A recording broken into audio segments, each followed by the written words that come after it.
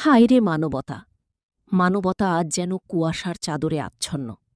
সভ্য সমাজের আড়ালে লুকিয়ে আছে কিছু নরপশু, যাদের লালসার শিকার হচ্ছে অসহায় ভারসাম্যহীন নারীরা।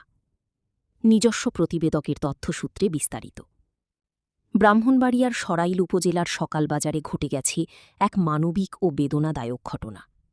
লাকি নামের এক ভারসাম্যহীন নারী সন্তান জন্ম দিয়েছেন বাজারের একটি ছোট্ট চায়ের দোকানে। বৃহস্পতিবার ৭ মে ২০২৬ সকাল প্রায় ১০টার দিকে হঠাৎ প্রসব ব্যথায় কাতরাতে থাকেন ওই নারী। চারদিকে মানুষের ভিড়। কেউ বিস্ময় তাকিয়েছিল, আবার কেউ এগিয়ে এসেছে মানবতার হাত বাড়িয়ে। স্থানীয়দের সহযোগিতায় পৃথিবীর আলো দেখে এক নবজাতক শিশু। কিন্তু প্রশ্ন একটাই, এই শিশুর বাবা কে? স্থানীয়রা জানান, দীর্ঘদিন ধরেই লাকি নামের এই অসহায় নারী সকালবাজার এলাকায় ঘুরে বেড়াতেন। নিজের নাম ছাড়া ঠিকমতো কিছুই বলতে পারেন না তিনি। শুধু এটুকুই বলতে পারেন, তার বাড়ি সিলেটের বিয়ানীবাজার এলাকায়।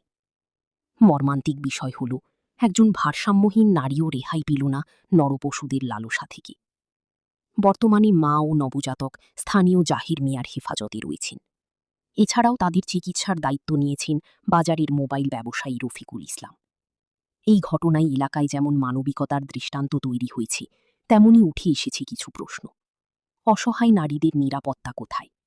কেন বারবার ভাসমান ও ভারসাম্যহীন নারীরা নির্যাতনের শিকার হচ্ছে?